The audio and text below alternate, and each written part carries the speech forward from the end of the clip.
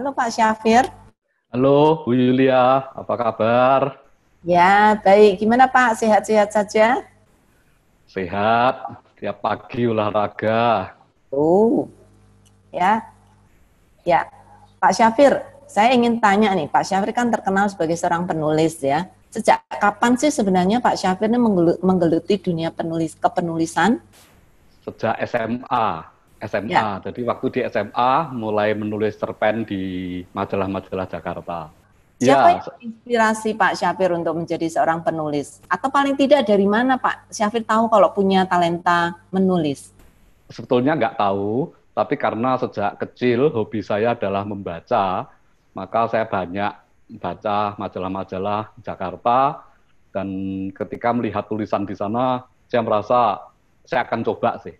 Dan mulai SMA itulah saya mulai nulis cerpen, dan berikutnya cerbung, novelet, seperti itu. Dan belakangan ini baru di media daring, seperti Ya. Tempo, Kompas, Detik, dan sebagainya.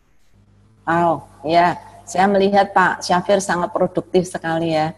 Ya, Pak Syafir, bagaimana pertama kali meniti karier ini? Apakah ya menulis, pernah nggak ditolak Pak tulisannya? Ya, justru ini yang menarik. Pertama kali saya kirimkan 5 cerpen saya di media Jakarta, dan 5-limanya sukses ditolak, Bu.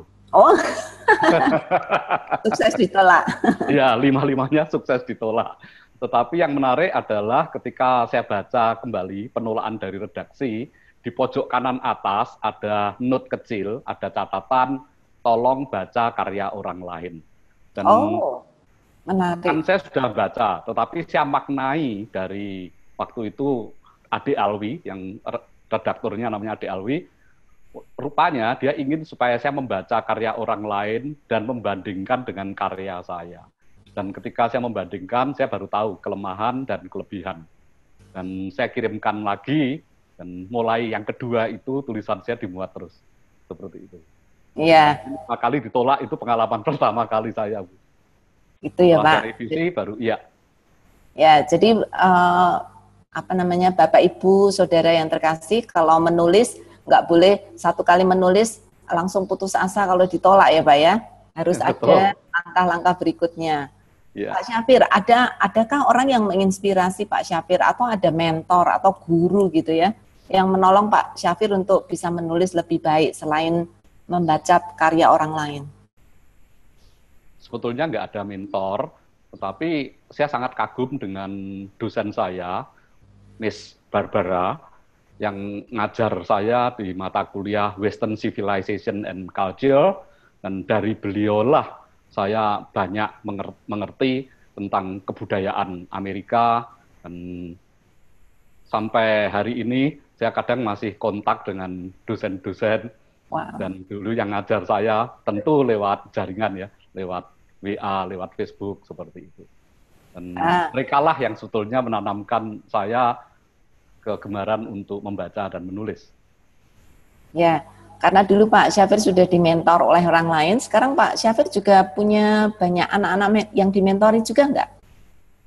Sebetulnya bersama Pak Purnawan, yaitu Wawan yang pernah juga di Sabda ya, yang pernah di Sabda Live, Talkshow ya. Sabda, kami dulu pernah membentuk yang namanya Penjunan, yaitu penulis dan jurnalis Nasrani. Dan Hmm. disitulah kami mementor para penulis, terutama para penulis pemula yang pengen belajar menulis. Dan yang secara formal saya lakukan di kampus, karena saya mengampu mata pelajaran itu ada 3, satu bahasa Indonesia, kemudian bahasa Inggris, dan creative writing. Jadi saya mengajar di kampus yang khusus untuk tulis-menulis di bidang itu. Sedangkan yang di lain saya mengajar personality development dan komunikasi. Wah, ya. Jadi murid Pak Syafir pasti banyak sekali ya. Kalau mahasiswa ya, soalnya kan kita setiap tahun ganti, kita nggak tahu, mereka yang kenal kita biasanya, kita belum tentu tahu mahasiswa kita, begitu ya. Iya, sudah lupa ya kalau udah puluhan tahun ya Pak ya. Ya, kecuali yang pinter sekali atau yang beling sekali biasanya kita ingat. Berkesan. Iya, betul. Iya. Pak Syafir, saya ingin tahu sebagai seorang penulis gitu ya, Pak Syafir kan tidak hanya menulis bahan-bahan Kristen atau renungan, tapi juga Iya, menulis iya, di dunia sekuler. Apa betul. bedanya penulis Kristen dan penulis sekuler, Pak? Sebetulnya hanya dari bahan yang kita olah. Dan kalau penulis Kristen itu kita memang banyak pakai ayat-ayat Alkitab, meskipun tidak selalu kita tulis secara tersurat ya, tapi tersirat iya. Jadi ayat-ayat Alkitab sering kita kutip kalau itu berupa buku-buku rohani. Tetapi kalau buku umum yang saya tulis untuk ini penerbit-penerbit umum, saya tidak tuliskan, tetapi nilai-nilai kekristenan tetap akan muncul di situ. Ya, oke. Terima kasih. Pak, hari ini kita akan membicarakan satu topik yang sangat penting, yaitu tentang fondasi menulis. Dan Ya, Alkitab kita jadikan sebagai fondasi menulis. Gimana menurut Pak Syafir?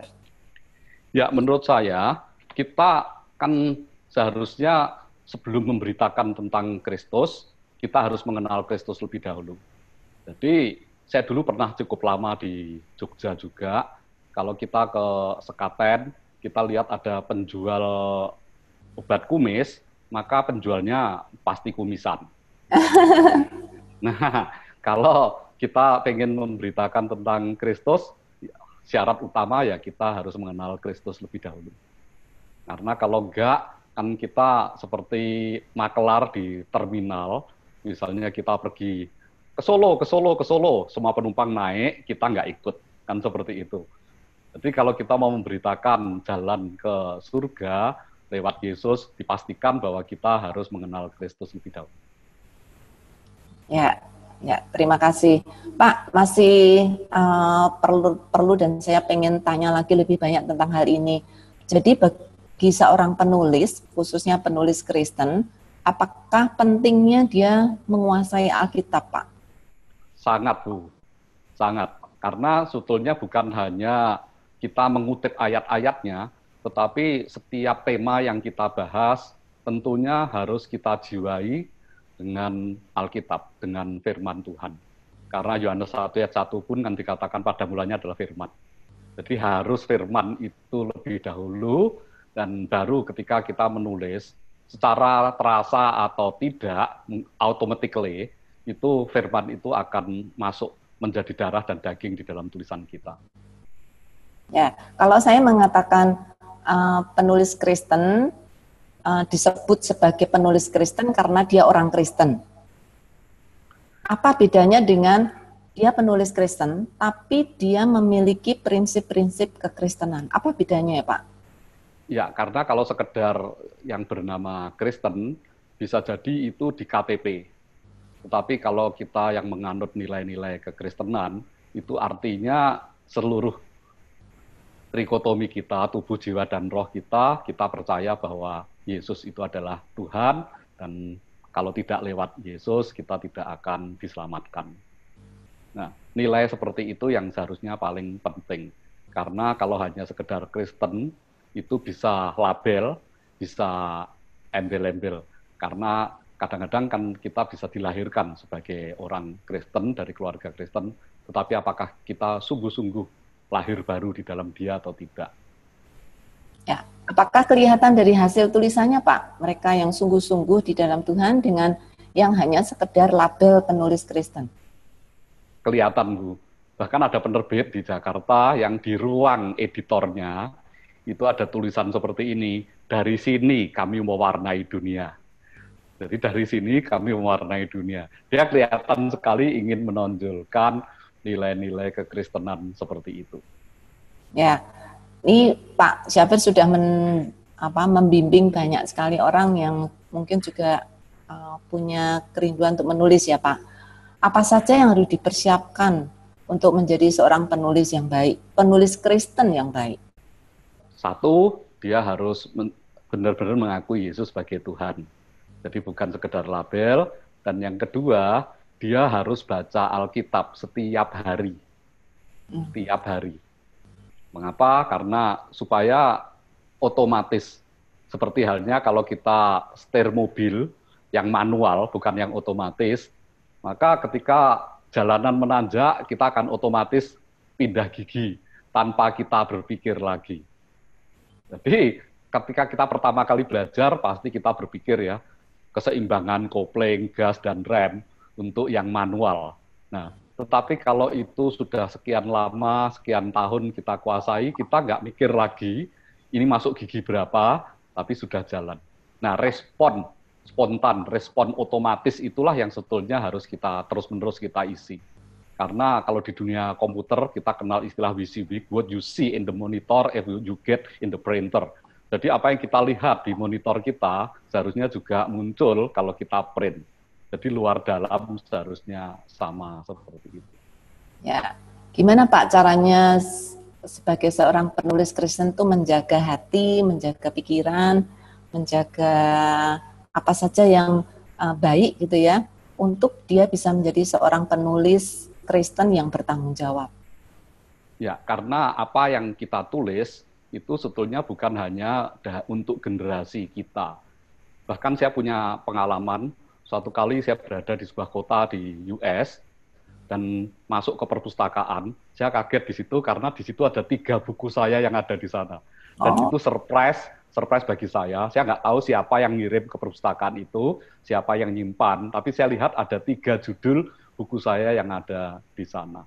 Jadi itu sebetulnya yang seharusnya kita terus-menerus sadari bahwa kalaupun kita nanti sudah dipanggil Tuhan, tulisan kita itu tetap ada. Meskipun bukan berupa cetak, tetapi ada jejak digital. Bukan kan sekarang zamannya online ya, semuanya pakai .com itu, kalau kita sudah pernah menulis, kita search di Google, maka tulisan kita akan muncul. Seperti itu. Ya, ya. Pak, sebagai seorang penulis yang sudah punya jam terbang tinggi nih ya, Pak Syafir, apakah menulis dengan jam terbang tinggi itu menentukan seorang penulis Kristen bisa menulis dengan baik? Jam terbang menurut saya iya, tetapi kita perlu sadar bahwa ada talenta yang Tuhan berikan, apakah kita diberi 5, diberi 2 atau 1, yang penting bukan 5, 2, 1-nya, tetapi bagaimana kita mengembangkannya. Di dalam perjalanan saya mengajar di dunia tulis-menulis, baik secara seminar maupun kampus, yang saya perlukan adalah orang yang mau lebih dahulu. Dan ketika mau diajar, biasanya kemampuan itu akan muncul dengan sendirinya. Nah, tetapi ketika dia hanya melihat hasil, ada wartawan yang tanya begini, punya cita-cita menulis berapa buku? Dan saya berkata 100 buku sebelum saya dipanggil Tuhan. Dan itu sudah bertahun-tahun lama, sudah puluhan tahun yang lama. Dan tanpa terasa, tiba-tiba sudah 60 lebih judul buku. Wow. Nah, kalau kita telaten 1 tahun 4 buku gitu, tanpa terasa kan bisa banyak. Nah, banyak orang yang bertanya begini, sudah sekian banyak, sekian puluh. Mereka yang lupa adalah proses yang panjang yang harus dijalani. Karena buku yang tebal sekalipun, itu dimulai dengan tulisan yang pendek. Seperti pepatah Tiongkok berkata, perjalanan 1000 mil dimulai dari langkah pertama. Seperti itu, Bu Yuli. Ya, jadi ini Bapak Ibu Saudara yang ada di Zoom, baik juga ada yang di YouTube. Bapak Ibu, usaha seorang penulis Kristen itu tidak hanya sekedar menulis ya, tapi menulis dan menulis dan menulis. Ya, Pak. Betul. Ya, Pak, boleh nggak sih sebenarnya sebagai penulis Kristen itu kita punya ambisi untuk terkenal? Boleh nggak, Pak? Nah, dari berbagai penulis, itu kan motivasi seorang penulis. Dan biasanya penulis itu punya motivasi berbagai macam. Yang pertama, ada yang motivasinya memang hobi. Jadi pada dasarnya dia memang hobi menulis. Jadi bisa menulis buku harian, bisa menulis puisi, dan terutama menulis surat cinta kepada calon yang ditakdirnya. Nah, yang kedua itu memang dapat penghasilan. Karena Alkitab pun juga berkata seperti itu ya, yang siapa yang menabur, dia juga akan menuai. Setiap pekerja patut mendapat upahnya. Dan yang ketiga, secara langsung atau tidak langsung, maka nama kita akan dikenal. Nah, sebetulnya kalau mau nama dikenal, menurut saya itu yang paling belakang ya. Yang utama adalah kita menuliskan bagaimana kita bisa menjadi garam, menjadi terang. Setelah itu apakah kita nanti terkenal atau tidak, itu urusan belakangan. Yang paling penting kan kita dikenal oleh Tuhan. Ya. Seringkali katanya kita mengenal presiden. Pertanyaannya apakah dia kenal kita atau tidak, kan seperti itu. Ya, beda sekali ya. Kita kenal presiden sama dikenal sama presiden ya. Betul. Ya. Pak, karena Bapak sudah punya jam terbang tinggi untuk menulis, sebenarnya tantangan terbesar apa yang Bapak selama ini alami sebagai seorang penulis Kristen? Tantangan terbesarnya adalah ketika diminta menulis oleh media daring, khususnya yang berskala nasional dan diberi jangka waktu pendek. Jadi misalnya begini, deadline-nya tema baru ya, tolong bisa ditulis dalam waktu setengah jam. Ya. Jadi ketika dulu salah satu pakar kuliner Indonesia meninggal, saya sedang dalam perjalanan ke sebuah kota untuk pelayanan, untuk menyampaikan firman, dan saya ditelepon, ini tokoh ini baru meninggal, saya beri waktu ya setengah jam, tolong you kirimkan. Jadi saya nulisnya di atas mobil, dan tidak pakai laptop, tetapi pakai iPhone saya. Jadi saya ketik di situ, saya send langsung seperti itu. Nah, itu tantangan. Karena apa? Di waktu yang sesingkat mungkin, bagaimana kita bisa menulis dengan tetap tidak melupakan bahwa kita anak-anak Tuhan. Ya, jadi sebagai seorang penulis, selain firman Tuhan yang menjadi dasar, kepala kita juga harus penuh ya Pak. Soalnya Bapak kan harus menulis cepat dan dalam waktu yang sangat singkat. Nggak mungkin ada waktu untuk belajar atau mencari resources. Betul, dan itu adalah kelebihan ketika orang itu suka membaca. Dan memang sebelum saya menjadi penulis, saya memang maniak buku, penulis buku. Dan dari rumah perpustakaan kantor saya yang pernah berkunjung, pasti tahu, kadang-kadang tanya, ini rumah atau perpustakaan, seperti itu. Ya, seperti itu. Nah, jadi memang buku itu harus menjadi makanan kita sehari-hari kalau kita ingin menjadi penulis buku yang baik. Ya, ini latar belakang Bapak, tempat Bapak duduk ini Bapak ada di library ya Pak? Ya, di rumah. Di rumah ya? Jadi di rumah, di kantor, ya? Sudah nggak terhitung, Bu. Jadi ada yang masih bisa dipasang di lemari, ada yang berada di dus-dus di gudang, dan itu tidak terdisplay. Karena seringkali kemampuan beli saya lebih cepat dari kemampuan baca saya.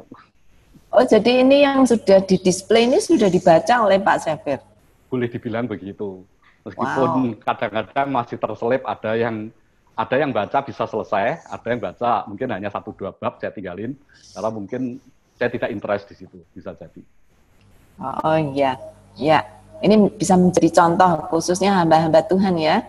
Kalau mau berkhotbah dengan baik, sama nih. Apa bedanya berkhotbah dan menulis, Pak? Karena Pak Syafir kan juga berkhotbah. Ya, sebetulnya itu kan ilmu komunikasi. Yang satu komunikasi secara lisan, yang satu komunikasi secara tulisan.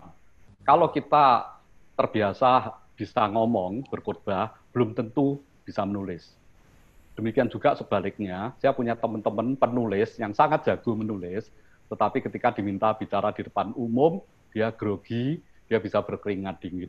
Nah, jadi artinya kalau kita bisa pakai dua media ini, baik menulis maupun bicara di depan umum, itu alangkah baiknya untuk pelebaran kerajaan Tuhan.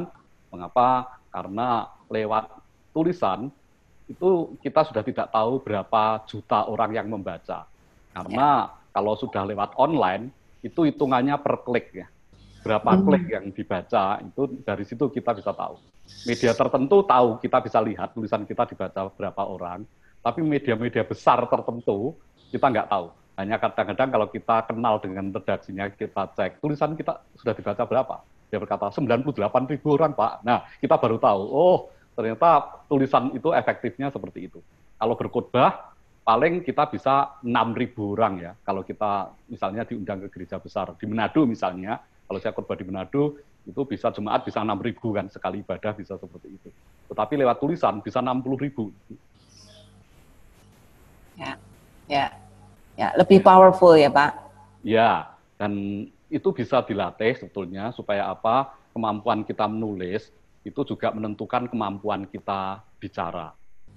Karena kalau kita menulis biasa harus berpikir kronologis, harus berpikir runtut sistematika, bukan berarti bimbing tesis atau bimbing disertasi seperti itu ya.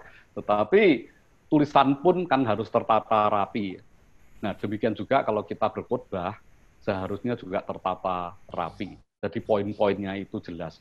Memang kita dituntun oleh Roh Kudus, tetapi kita juga perlu ketertiban, kerapian, supaya jemaat yang mendengar khotbah kita bisa mengikuti kita mulai dari pembukaan sampai isi, sampai closing. Itu sebabnya saya selalu pakai PowerPoint ketika saya berkhotbah untuk menolong mereka. Terutama sekarang khotbah lewat Zoom semua ya Bu ya. Ya, ya, ya. Oke, Pak, ini waktunya tinggal sedikit, tapi saya masih ada 2 pertanyaan nih Pak. Pertanyaan yang saya kira menjadi momok bagi banyak penulis. Gimana caranya menghindarkan diri dari kejenuhan menulis? Pernah nggak Pak Syafir mengalami kejenuhan? Kalau iya mungkin punya tips bagi para penulis nih Pak. Iya, pernah pasti. Dan itulah yang di dunia kepenulisan disebut mental block atau writer's block. Jadi blok yang dialami penulis ketika kita berada di depan laptop kita, tiba-tiba blank, kita nggak bisa ngisi apa-apa. Nah, saran saya, pergilah keluar. Nah, saya kalau dalam kondisi blok seperti itu, saya naik ke lantai 2, saya buka jendela, saya melihat rumah tetangga di depan, lihat deretan apartemen di samping saya, dan dari situ ide-ide baru bisa muncul kembali. Jadi jangan tetap berada di depan laptop, di depan komputer. Demikian juga kalau kita menyampaikan firman Tuhan, persiapannya akan lebih lama. Meskipun kita sudah berdoa, sudah baca Alkitab, perikopnya bukan kita baca hanya satu teks, tetapi satu perikop, kalau perlu satu kitab. Tetapi saat menuliskan poin-poin khotbah, kita bisa hang. Nah, saat kita refreshing keluar sebentar, maka kita ide-ide baru itu saya percaya bisa dapat dari Tuhan. Dan saya mendapatkan banyak ide tulisan maupun catatan khotbah ketika saya bersaat teduh pada pagi hari. Ya. Wah Pak, ini waktu yang sudah membatasi kita nih. Apakah Pak Syafir bisa memberikan closing statement untuk apa yang sudah kita bicarakan sejauh ini? Ya, karena begini, sebetulnya untuk menjadi penulis Kristen, itu kalau kita tarik ke belakang, kita itu menjadi motivator Kristen. Betul? Nah, yang satu itu secara lisan, satu secara tertulis. Kalau firman itu pedang bermata 2, sebelum kena orang lain, maka tulisan itu akan menemplak diri kita sendiri. Sehingga ada seorang pimpinan penerbit yang sore-sore datang kepada saya, dia mengundurkan diri jadi direktur penerbitan itu. Karena dia berkata, kok saya masih belum bisa seperti yang saya tulis, belum bisa seperti buku-buku terbitan saya. Saya katakan seperti ini, saya pun seumur hidup belum bisa seperti apa yang saya tulis. Karena kalau kita nulis seringkali idealis ya. Apakah kita persis seperti itu? Tentu tidak. Tapi itulah yang harus kita capai. Kita dikatakan kita harus sempurna, seperti Tuhan sendiri sempurna. Apakah kita sekarang sempurna? Enggak. Justru ketika kita jatuh bangun di dalam proses itulah, maka kita bisa Christ-likeness, menyerupai Kristus. Dan itu perjalanan seumur hidup. Dan untuk proses menulis persis seperti proses bicara. Ketika kita baru belajar papa, mama, maem, itu pun butuh proses. Penulisan juga seperti itu. Tapi dengan adanya YouTube, tutorial-tutorial, dengan ada mentor, ada retreat kepenulisan. Saya kadang-kadang mengadakan retreat kepenulisan di sebuah pulau supaya mereka tidak pergi kemana-mana, adakan seperti itu. Biasanya efektivitasnya lebih tinggi. Karena mereka nggak kemana-mana, mau nggak mau fokus belajar menulis.